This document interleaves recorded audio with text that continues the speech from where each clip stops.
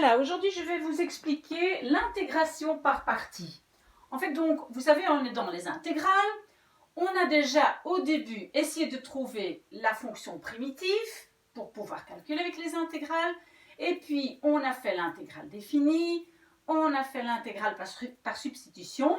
Si vous ne savez plus, vous regardez les autres petits films. Et donc, aujourd'hui, c'est l'intégration par partie. Ok, alors, il y a une formule. La formule, voilà, je l'ai marquée là. Donc, l'intégrale de f accent fois g dx est égale à... Voilà. Ça, c'est la formule. C'est une formule qu'on doit connaître. Ok, et donc on utilise surtout cette intégration par partie quand on a quelque chose un peu complexe où on voit en fait deux fonctions. On voit deux fonctions dans l'intégrale. Ok. Alors, donc ici, c'est un exercice. Donc, je prends l'intégrale dx au carré, ln(x). Entre les deux bornes, le chiffre e et 1. Donc, ça, c'est les deux bornes. Ok. Alors, qu'est-ce que je dois faire? Donc, j'ai toujours au départ quelque chose qui ressemble un peu à ceci.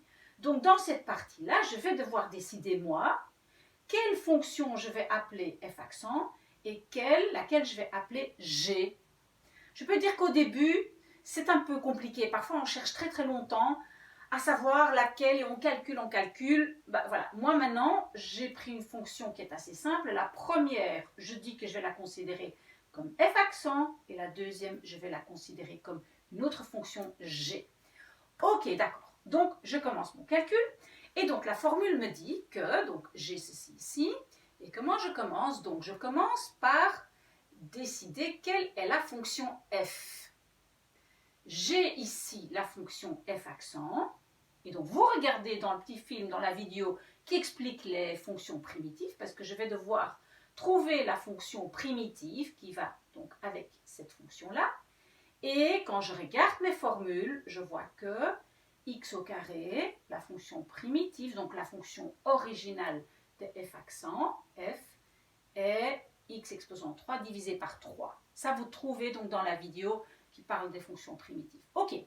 Alors, après, je dois mettre g, et g, c'est facile parce que g était là. Voilà, j'ai simplement copié g ln x. Donc, cette partie-là, c'est ça. Moins l'intégrale de, et je dois de nouveau mettre f.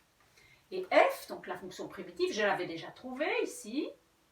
Donc, je mets la même chose. Fonction primitive de f, c'est x exposant 3 divisé par 3 fois dérivée de g. Et j'avais g ici. Eh bien, je réécris g et dérivée de g. Voilà, j'ai fait toute ma formule. Là, en fait, c'est avec ça que je vais travailler. Donc, prochaine étape, je réécris, moins. Ok, qu'est-ce que je peux faire là pour simplifier? En fait, je peux mettre 1 sur 3 dehors. Souvenez-vous, un chiffre qui est dans l'intégrale, on peut le mettre en dehors. Donc ici, c'est comme s'il y a marqué un 1. Donc 1 divisé par 3, je le mets dehors. Vous voyez, je l'ai mis là. Intégrale.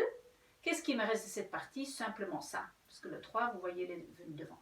Donc x exposant 3 fois, et maintenant je dois trouver le dérivé de ln x.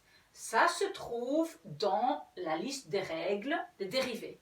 Donc cette liste, vous devez la voir. Si vous ne l'avez pas, vous pouvez me la demander.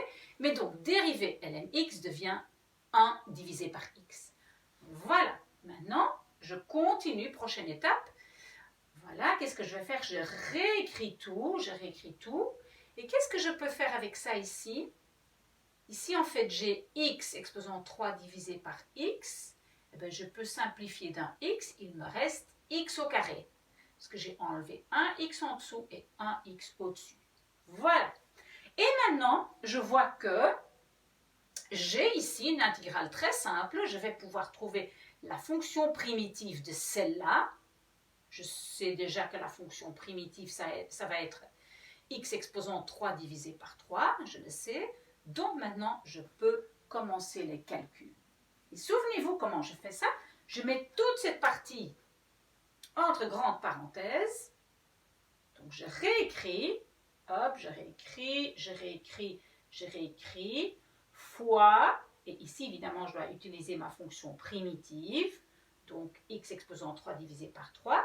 Je ferme ces grandes parenthèses et je remets les bornes qui étaient là au départ. Donc, je vais devoir faire le calcul entre le chiffre e et 1. Ok. Souvenez-vous comment je calcule avec ça. Donc, je remplace mon x une fois par e, moins la même chose, mais je remplace le x par 1. Vous voyez ici, dans cette partie-ci, j'ai réécrit ça, mais j'ai remplacé les x par e, moins, et j'ai tout réécrit, mais j'ai remplacé les x par 1. Voilà, ça se trouve dans d'autres vidéos. Donc, voilà, ici, donc, le x remplacé par e, j'ai e exposant 3 divisé par 3, ln de e moins, et ici en fait le 1, je ne dois pas le réécrire, mais j'ai écrit ici e exposant 3 divisé par 3 fois 3, hein. Attention, 3 fois 3, 9. Ok, je ferme les parenthèses, moins, et je vais faire la même chose, mais remplacer le x par 1. Donc, j'ai ici 1 exposant 3 divisé par 3, ln de 1, moins, et ici j'ai 1 exposant 3, et divisé par de nouveau 3 fois 3 fait 9. Ça va? Vous avez compris? Donc j'ai mis une fois, j'ai remplacé les x par e, et une fois les x par 1, et je dois soustraire. Ok, très bien. Maintenant, en fait, tout le reste, je peux faire avec ma calculatrice. Moi, j'aime bien toujours, avant, simplifier un petit peu. Donc, je sais déjà, j'ai fait ça avec ma calculatrice, que ln c'est 1. Donc, le 1, il tombe. Et ici, ln de 1, ça devient 0. Donc, cette partie-là tombe aussi. Mais pour le reste, vous faites juste le calcul avec votre calculatrice. Voilà, moi, j'ai encore simplifié un petit peu. Et quand j'ai calculé tout ça, j'ai ça comme réponse. Et moi, je vérifie toujours, voilà, comme je ne suis quand même pas une experte d'intégrale, ce que je fais toujours, c'est que je regarde dans le calculateur, donc je vais vous montrer comment, comment on fait. Donc, il y a un site qui s'appelle Integral Calculator. Et qu'est-ce qu'on fait? Je vais me rapprocher un tout petit peu. Donc, vous devez, en fait, ici, vous devez mettre votre intégrale. Donc, moi, j'ai marqué là, x au carré. Comment je mets x au carré? Je mets x circonflexe 2, ln x. C'était mon exercice de là-bas. J'espère que vous vous en souvenez. Et je vois que ça apparaît ici. J'ai évidemment appuyé sur option, parce que dans option, je peux aussi mettre mes bornes. Donc, j'ai mis la borne au-dessus, c'était e, et la borne en dessous, c'était 1. Vous voyez, c'est l'exercice que je viens de faire. Une fois que ça c'est fait, vous appuyez sur Go, c'est ce que j'ai déjà fait, et puis voilà, l'exercice d'abord est expliqué, mais en plus, j'ai ici le résultat, 4,57, etc. Et c'est exactement ce que moi j'avais obtenu. Voilà, et c'est comme ça qu'on fait. Moi, j'utilise toujours cette Integral Calculator pour voir si j'ai bien fait.